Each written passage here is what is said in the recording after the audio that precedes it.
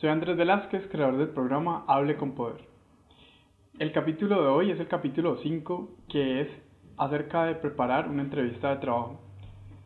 Como ustedes quizás han caído en cuenta anteriormente, las entrevistas de trabajo no son para que a ustedes les den un trabajo. Las entrevistas de trabajo son para darse a conocer ustedes como personas y como profesionales. ¿Qué quiere decir esto? Que al momento de ustedes haber hecho una hoja de vida, ustedes le están diciendo a una compañía: yo estoy interesada en su compañía y creo que yo tengo el perfil para el cargo que ustedes están ofreciendo en este momento. Cuando ellos finalmente los citan a ustedes es porque vieron algo en su hoja de vida que les interesó, o porque en algunos casos hay personas adentro de las compañías que tienen gente conocida por fuera y los invitan a un proceso de selección. En algunos casos aplican pruebas psicológicas, en algunos casos simplemente la valoración se hace a través de una entrevista. Es acerca de las entrevistas de trabajo que vamos a hablar hoy, no acerca de las pruebas psicológicas, porque eso no tiene absolutamente nada que ver con nuestro capítulo. ¿Para qué son las entrevistas? O sea, ¿qué es lo que se busca con las entrevistas de trabajo? Básicamente, las entrevistas de trabajo se dividen en dos aspectos fundamentales: conocimientos y habilidades. Pero hay un factor adicional que se sondea en las entrevistas de trabajo y es la parte personal, que está relacionada con la vida de cada individuo y con los planes de carrera que tiene o los objetivos que tiene de desarrollo de carrera, si es que la parte de carrera aplica aquí, o simplemente los objetivos pueden estar relacionados con el dinero, en cuánto dinero se quiere obtener. Con esto tenemos entonces fundamentalmente tres aspectos: conocimientos, habilidades y lo que corresponde a la parte personal, que son tus planes de vida y tus planes de carrera. Entonces, con respecto a los conocimientos, al momento de dirigirte a una persona que te está entrevistando, tus conocimientos deben estar enfocados no en las cosas que sabes hacer, sino en las cosas que has aprendido a hacer. Por ejemplo, la parte de conocimientos está íntimamente relacionado con la formación académica. Por ejemplo, el caso de las matemáticas. Uno puede saber sobre matemáticas, pero no necesariamente saber cómo se aplican las matemáticas en otras áreas. Entonces, conocimientos significa todo aquello que has aprendido, bien sea en tu colegio o en la universidad o en una formación técnica o tecnológica, cualquiera que sea, en la ciudad en la que vivas o en el país en el que vivas. En cada lugar es distinto. La parte de conocimientos es clave. ¿Por qué? Porque la parte de conocimientos es la que te da la plataforma para adquirir habilidades. Esto depende de cada persona, depende obviamente del tiempo que lleven trabajando, del tipo de industria o del tipo de empresa en la que hayan trabajado también, porque en cada lugar se desarrollan conocimientos distintos a otros y también depende del nivel de involucramiento. Los conocimientos, a pesar de que son académicos, también se pueden adquirir dentro de las empresas. ¿Por qué? Porque se pueden dar a través de talleres o seminarios que son diseñados por las empresas o contratados por las empresas. Pero hay que saberlos diferenciar entre los conocimientos y las habilidades. Las habilidades son lo que tú ya directamente estás en capacidad de hacer, como por ejemplo, muy típico en las empresas, manejar un paquete de Office o por ejemplo, tener control sobre archivos de Excel o control sobre archivos de PowerPoint o control sobre archivos de Word. Pero hay habilidades que, si bien se tienen que aprender bajo una base académica desde la perspectiva teórica, hay bases de habilidades que surgen del conocimiento pero se mantienen como habilidades, como es el caso, por ejemplo, del trabajo en equipo. El trabajo en equipo es una habilidad o es una destreza. O, por ejemplo, el cumplir con cronogramas es una habilidad. O el manejo del tiempo, digamos, en este caso, cumplir con cronogramas o el manejo del tiempo es una habilidad, no es un conocimiento. La parte de conocimiento que tiene que ver con el manejo del tiempo puede ser, por ejemplo, el origen de cómo surgió el manejo del tiempo o de qué manera funcionan las hojas de cálculo para transformarlas en herramientas de control de tiempo. O sea, este tipo de cosas son conocimientos, pero al momento de aplicarlos es lo que determina cuando algo es un conocimiento y cuándo es una habilidad. En este caso, como hemos estado hablando, tú vas, por ejemplo, a la universidad a recibir muchos conocimientos, pero solamente en el momento en que vas a trabajar, en que vas a un trabajo, te das cuenta que esos conocimientos empiezan a transformarse en habilidades. En las entrevistas de trabajo te van a sondear esas dos cosas, te van a preguntar cuáles son tus conocimientos, o quizás no los pregunten, pero haya que tenerlos claros. Y estos conocimientos, por ejemplo, pueden ser, yo tengo conocimientos sobre el idioma inglés, pero la habilidad sería poder hablar inglés, o la habilidad sería poder redactar documentos en inglés. Entonces, tú vas a tomar clases de inglés, pero eso no significa que tú tengas la habilidad para hablar inglés o para hablar otro idioma.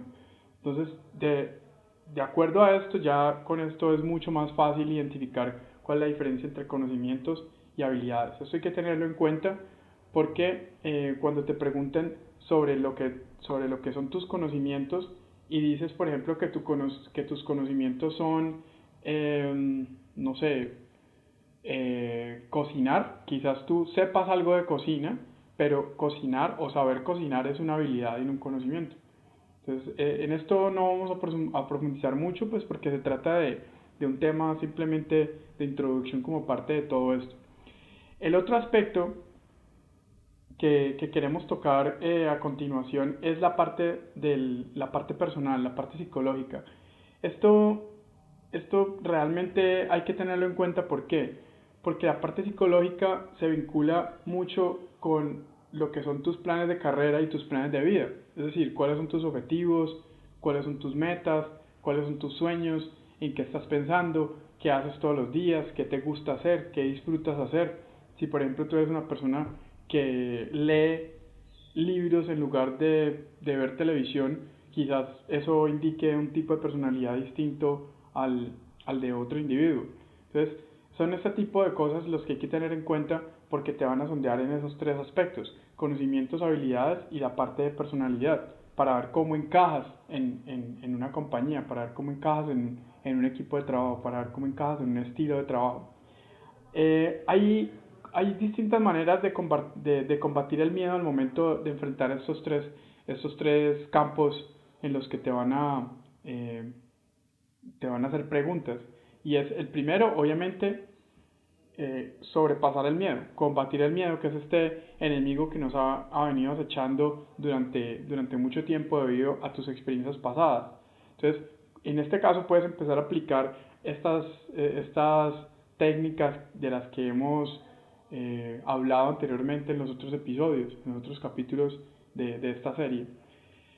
Controlar el miedo o combatir el miedo es algo que es clave en las entrevistas de trabajo, porque va a demostrar qué tan seguro o qué tan segura estás al momento de dirigirte a la persona que te está entrevistando.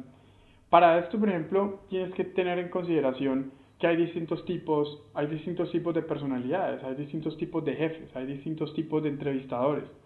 Hay entrevistadores que te van a hacer preguntas y van a esperar que tú digas absolutamente todo, o van a haber entrevistadores que simplemente te digan cosas acerca de la empresa y en algunos casos simplemente hagan algún espacio de evaluación para ellos darse cuenta que tanto encajas o no en el estilo de ellos. Yo dividiría a los entrevistadores en dos tipos. No, con esto no quiero sonar despectivo con los distintos tipos de entrevistadores que existen, pero hay entrevistadores buenos y entrevistadores malos. Los entrevistadores buenos son aquellas personas que trabajan para la empresa, que tienen muy clara la compañía, que tienen muy claro las características del cargo a las que estás aplicando, y que por consiguiente van a poder hacer un sondeo de información con mucha claridad. Y están por el otro lado los entrevistadores malos, que simplemente no conocen lo suficiente de la empresa, o quizás conocen lo suficiente de la empresa pero no conocen lo suficiente del cargo. En estos casos, por ejemplo, muy probablemente te vaya bien con un entrevistador malo porque no sabe mucho sobre la compañía, o te vaya mal con ese entrevistador malo porque al no entender qué es lo que está haciendo la compañía o qué es lo que hace la compañía, tú no vas a poder decir cómo eres para ver si encajas o no. Eso es en términos de los entrevistadores que conocen la empresa o que no los conocen. O sea, hay gente que aún como entrevistadora puede trabajar en la empresa pero no conocerla lo suficiente, o no conoce lo suficiente los procesos, o no conoce lo suficiente los equipos. Con estas personas puedes tener una mala experiencia de entrevistas. Pero por otro lado, ahí están otra vez este entrevistador bueno y este entrevistador malo. ¿La diferencia cuál es? Aquí le vamos a poner comillas al bueno y comillas al malo. ¿Por qué? Porque hay entrevistadores que son buenos porque saben entrevistar y hay entrevistadores malos porque no saben entrevistar. Los entrevistadores que saben entrevistar saben plantear preguntas y saben orientarlas hacia los intereses de las personas en las organizaciones o viceversa. Los entrevistadores malos son entrevistadores que no conocen de hacer preguntas, entonces quizás los entrevistadores se ven atacados y al no saber responder, pues se encuentran con que la persona, incluso teniendo el perfil, no se ajusta a lo que ellos están buscando, pero puede ser un error de ellos.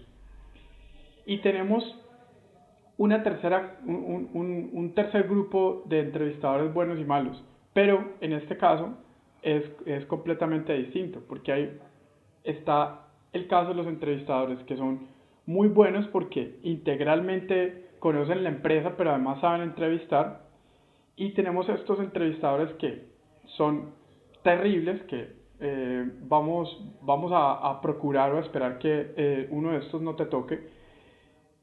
Son aquellos que ni saben entrevistar ni saben nada de la compañía. Es en estos en donde nos vamos a concentrar nosotros. ¿Por qué? Pues porque estas son las personas que quizás te vayan a hacer preguntas complicadas o te vayan a hacer preguntas que te vayan a corchar. Incluso los entrevistadores malos pueden hacer buenas preguntas en algunos casos para ellos poder, digamos, hacer el filtro en la empresa. Lo que tienes que tener en cuenta con estos entrevistadores malos es que tienes que estar preparado para preguntas que pueden no tener absolutamente nada que ver con el cargo al que te estás presentando, o que sencillamente pueden no tener nada que ver con tu vida. ¿Qué tienes que hacer en estos casos? Tú llegas a tu lugar de entrevista, tienes que, de alguna manera, tienes que procurar llegar temprano, llegar preparada, estudiada con lo que hace la compañía, con lo que hace la empresa. Si es posible, hacer un contacto previo para ver si te pueden dar información acerca del cargo. De esta manera te puedes preparar para ver qué información de este tipo de cargos existen en internet, qué habilidades son requeridas, qué conocimientos son requeridos, y al momento de llegar, pues sencillamente tú vas a tener algunas cosas claras en tu cabeza. Pero hay aspectos en donde hay que mantener absoluto control y estar completamente relajado, y son esos aspectos en donde le preguntan a uno cosas como: bueno, y dígame, ¿usted qué resultados tuvo en la última empresa en la que trabajó? O si usted acaba de salir de sus estudios, usted, si nunca ha trabajado, ¿por qué cree que tiene los conocimientos o las habilidades? En este caso, por ejemplo, cuando tú nunca has trabajado, nunca has tenido experiencia laboral, tú no puedes enfocarte ni en conocimientos ni habilidades, porque los conocimientos y las habilidades todavía no las tienes enfocadas en algo que sea meramente empresarial, pero tú puedes enfocar tus aspectos de personalidad que te permitirían hacer cosas relacionadas con ciertas habilidades requeridas. Por ejemplo, si tú eres una persona organizada, eso ni es un conocimiento ni es una habilidad, pero es un aspecto de tu personalidad que se puede utilizar para convertirte en una persona hábil haciendo hojas de cálculo, por ejemplo. O si tú eres una persona que eres muy comunicativa con algunos tipos de personas, o pues, tienes la capacidad de entender muy rápido las características de un producto o de un servicio, pues tú, aunque no hayas trabajado antes, hay un aspecto de tu personalidad que te permite, digamos, evolucionar de tu experiencia de vida, única de vida, sin que sea experiencia de trabajo, hacia algo funcional, como sería, por ejemplo, convertirte en una ejecutiva de servicio al cliente. Son aspectos que hay que tener en cuenta, porque siempre los entrevistadores siempre van a querer corcharte de alguna manera. Algunos van a querer retroalimentarte, pero muchos de ellos lo que están buscando es crear unos filtros. En algunos casos, y no es muy común, hay empresarios o entrevistadores que de entrada se dan cuenta si tú sirves o no para el cargo. Yo no te puedo decir por qué saben ellos eso, porque cada persona ha creado sus propios códigos para determinar cómo son las personas que han entrevistado, o incluso las personas que han tenido como contacto en otros momentos de su vida. Pero sí te puedo decir que si tú has llegado al asiento del lugar en el que te van a entrevistar, lo más probable es que te analicen aspectos como la manera en la que estás vestida, la manera en que te mueves, la manera en que usas tus manos, la manera en que tienes tu tono de voz. Esto es algo que, como te habrás dado cuenta en capítulos anteriores, es importante, porque si retomamos lo que hemos dicho anteriormente en otros capítulos, la capacidad de hablar en público se puede extrapolar a la capacidad de dirigirse a una sola persona. Por eso, al momento de hablar en público también se aplica los ejercicios de respiración, también se aplica el tono de voz que estás utilizando, si es un tono formal o si es un tono informal. Todos estos son aspectos que te sirven tanto en públicos de 500 personas o 1000 personas como uno o dos entrevistadores. Normalmente es solo un entrevistador, pero hay casos en donde tienes a dos entrevistadores. Pero también hay casos en donde van a medir tus conocimientos, tus habilidades o tu personalidad en grupo con otras personas. Eso es lo que las compañías, en términos, digamos, modernos en Latinoamérica, están empezando a denominar como Assessment Centers. ¿Qué son los Assessment Centers? Son sencillamente procesos de selección, procesos en los que evalúan a las personas y determinan según sus perfiles de personalidad, de conocimientos y de habilidades, cuáles son las áreas en las que podrían trabajar, cuáles son los tipos de personas que conforman equipos con los que puedan trabajar. Y de esta manera tú te vas a dar cuenta que si estás en un grupo de personas que están siendo entrevistadas, también esas personas que están siendo entrevistadas contigo, ellos también te están evaluando, y como vas a tener que hacer trabajos o ejercicios en equipo con ellos para probarle a tus entrevistadores que sí tienes el perfil o que sí estás apta, pues también vas a tener que tener la capacidad de comunicarte con ellos. Entonces, de esta manera, todo lo que se aprende para poder hablar en público y perder el miedo a nivel grupal es algo que se puede extrapolar a nivel individual, o para estar con una persona o con un grupo pequeñito. Todo esto es fundamental porque de alguna manera esta es la clave de las entrevistas de trabajo, que tú sepas muy bien cuáles son tus conocimientos, cuáles son tus habilidades y cuál es tu estilo de personalidad. Solo para cerrar un poco esta parte y saltar a la siguiente, te quiero decir que es muy fácil darte cuenta de qué tipo de personalidad tienes, porque hay dos grandes tipos de personalidad. Una personalidad es tu parte intrapersonal y la otra es la parte interpersonal. La parte intrapersonal es la capacidad que tú tienes de conocerte a ti mismo. O sea, qué tan buena eres en algunos aspectos. Y la parte que es interpersonal es la que está orientada a la capacidad que tú tienes de relacionarte con otras personas. Hay que aclarar que no necesariamente una persona que tenga buenas relaciones interpersonales, es decir, que tenga una personalidad orientada hacia afuera, necesariamente tiene la capacidad de hablar en público, necesariamente ha perdido el miedo. Quizás personas que son muy carismáticas en grupos pequeños no son tan carismáticas o tan flexibles en grupos grandes. Entonces, tú puedes, en este caso, darte cuenta en cuál de esas personalidades encajas. Tú eres una de esas personas que rompe el hielo con las demás personas. Quizás tú seas una persona extrovertida. Si rompes el hielo no con otras personas, sino con tus emociones y tus sentimientos, eso es porque quizás tienes una personalidad de tipo intrapersonal y eres un poco más introvertido. Introvertido no necesariamente significa tímido, y extrovertido no necesariamente significa carismático ni nada de eso. Simplemente son dos formas distintas de ver a las personas. Y de la misma forma, la gente que te está entrevistando va a sacar deducciones con base en eso. Eso se nota muy rápidamente en algunos casos, con algunas personas toma un poco más de tiempo. Todo esto hace parte del consejo que queremos darte con respecto a que hagas énfasis en tus puntos fuertes.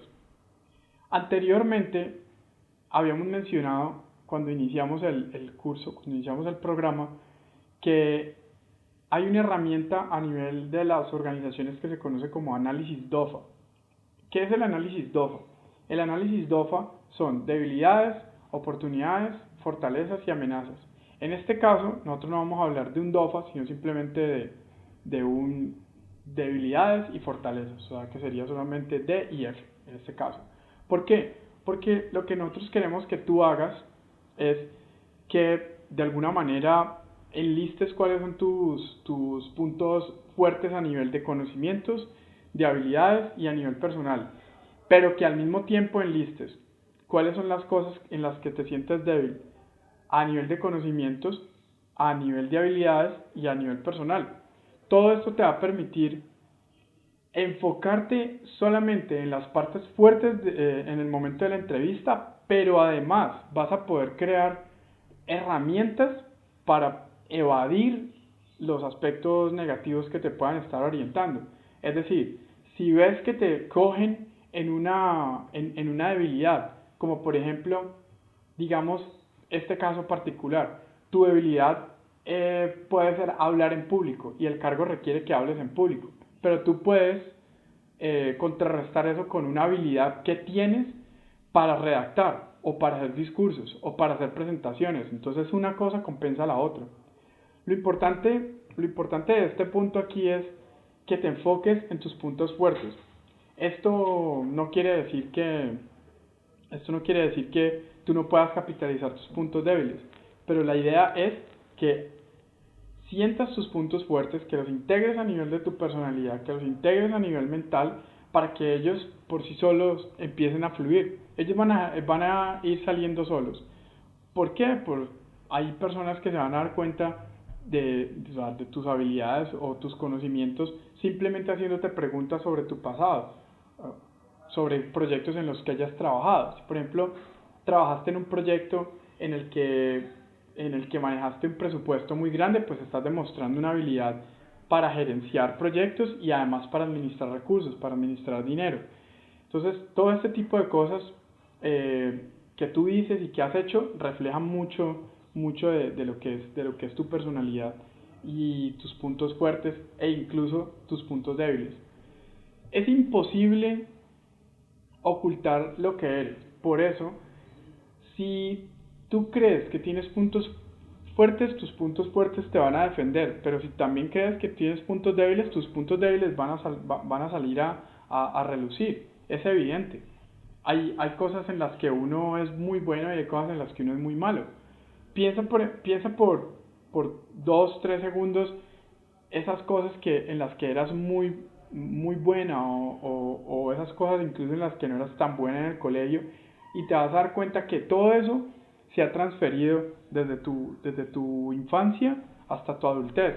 Incluso tu adultez en la que ya tienes mucho más de 30 años o que estás cerca de los 40 años, te vas a dar cuenta que mucho de lo que hacías en el colegio es algo que aún se mantiene. Todo esto hace parte de un esquema de personalidad que está alimentado con tu conocimiento, tu habilidad y por consiguiente también tu experiencia de trabajo, que es un punto adicional al que estamos tocando. Porque tus puntos fuertes como persona y como profesional están alimentados de la experiencia de trabajo. ¿Qué es tu experiencia de trabajo? Sencillo. ¿Cuáles son las empresas en las que has trabajado? ¿Cuáles son los cargos que tuviste? ¿Cuáles son los proyectos en los que trabajaste? ¿Cuáles son las tareas que tenías a cargo? ¿Y cuáles son los resultados que obtuviste? Entonces, trabajos, cargos, proyectos, tareas y resultados. Son básicamente esos 5 aspectos que hay que tener en cuenta al momento de consolidar y de redactar o escribir o integrar tus puntos fuertes. Hasta aquí es la parte, digamos, general de lo que tiene que ver con las entrevistas de trabajo en cuanto a conocimientos, habilidades, tu personalidad y experiencia. Todo esto hay que entenderlo de manera contextual para que te prepares con respecto a eso. De cualquier manera, nunca está de más que tú estés siempre reevaluando tus habilidades y tus conocimientos, tus destrezas o tu experiencia y tu personalidad. ¿Por qué? Porque aunque no se supone que estas cosas cambien radicalmente en el tiempo, sí cambian, sí se modifican, de una u otra manera se están modificando porque tú todo el tiempo estás adquiriendo información de afuera. Esta información en algunos casos se transforma en conocimiento y en algunos casos ese conocimiento combinado con esa información se transforma en habilidades de todo tipo.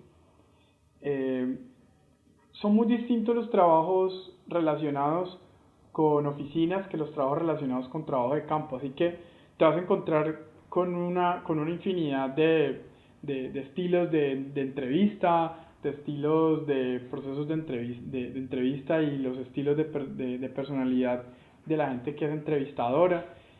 Si nos sentáramos a hablar sobre esto y a profundizar, sería un proceso muy largo. Por eso solamente lo estamos tocando de manera superficial para poder permitirte un proceso de reflexión. Porque parte de este capítulo es que reflexiones sobre esto y te sientes con lápiz y papel a escribir. ¿A escribir qué? Debilidades, fortalezas y ver de qué manera puedes actuar con base en eso.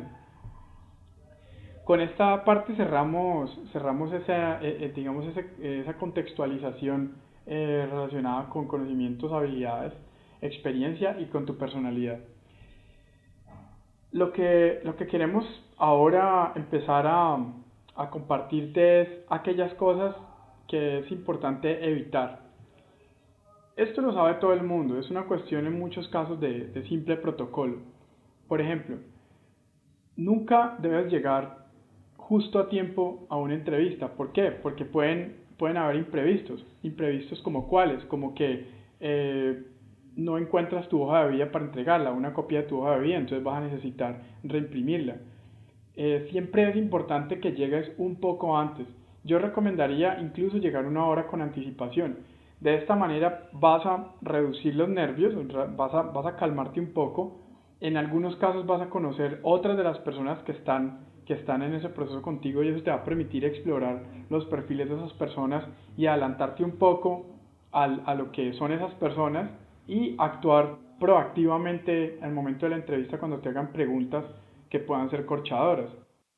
Pero hay otro aspecto de mucha utilidad al momento de llegar temprano, que aparte de que es protocolario, es muy importante para tu imagen, es importante llegar temprano porque eso te va a permitir revisar, por ejemplo, aspectos que estén pendientes o tomar notas adicionales o observar el lugar en el que estás, el lugar al que has llegado, la gente que te atiende, la gente que trabaja en la empresa, te puede dar información supremamente valiosa de lo que es la empresa, lo que hace la empresa, de las personas que han pasado por ahí, del estilo de quién sería tu jefe en caso de ser seleccionada.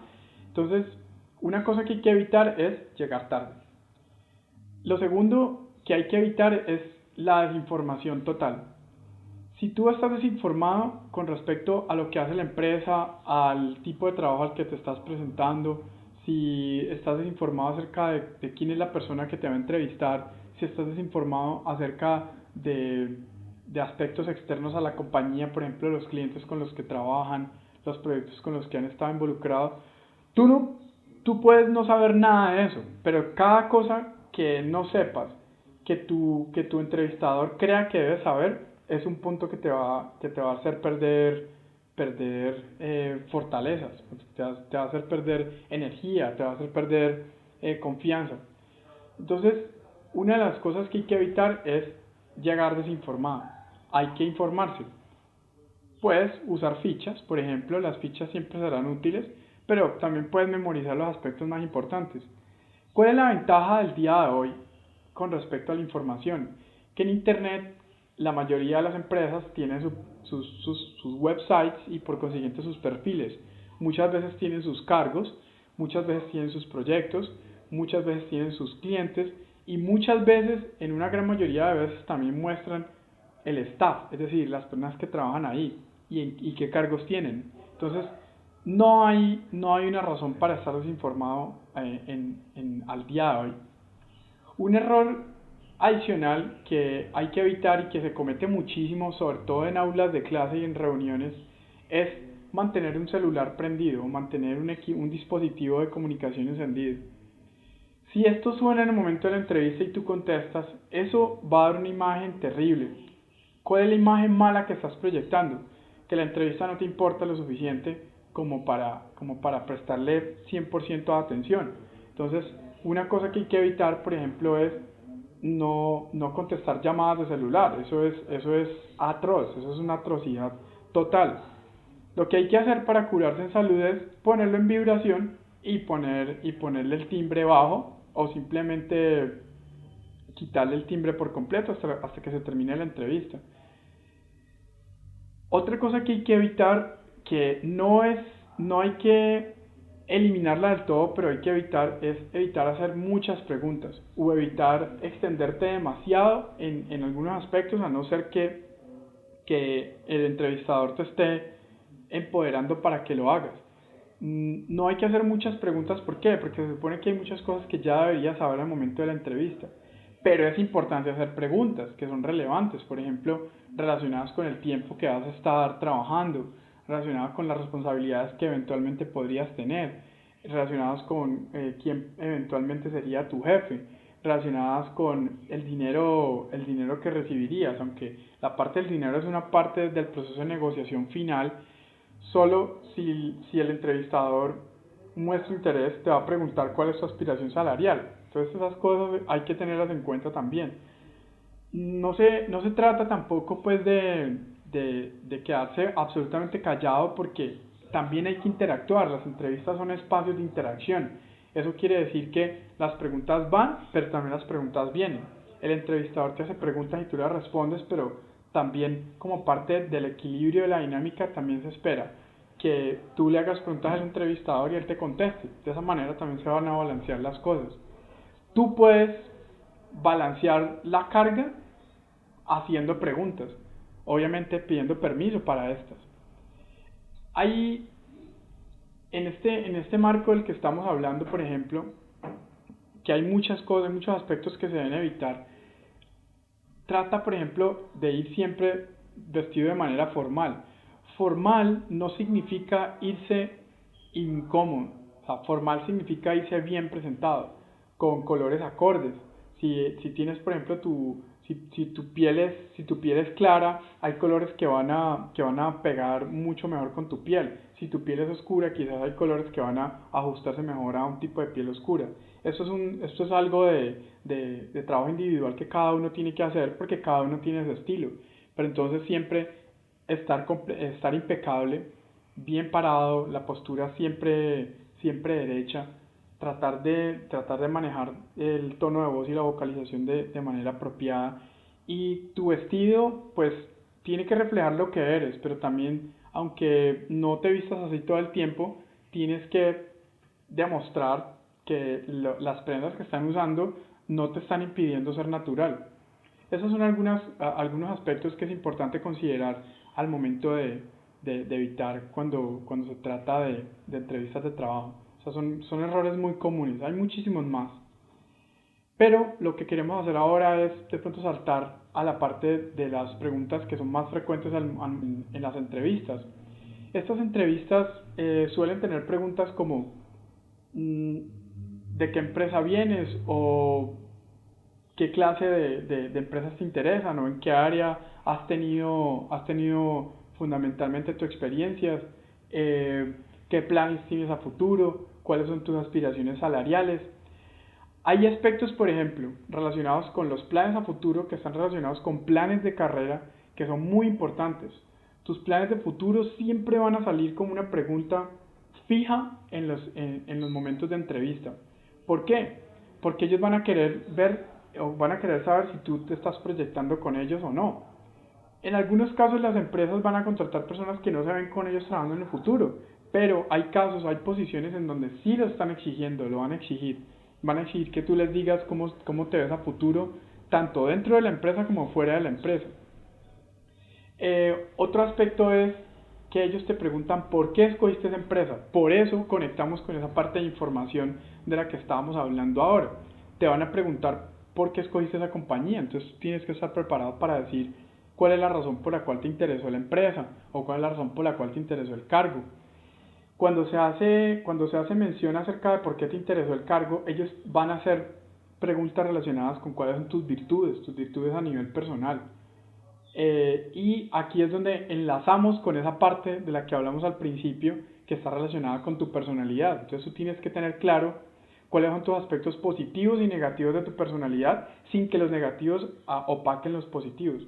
Entonces, estas son básicamente las preguntas que te van a hacer relacionadas contigo en una entrevista. Uno, ¿por qué escogiste esta empresa? ¿Por qué escogiste esa empresa?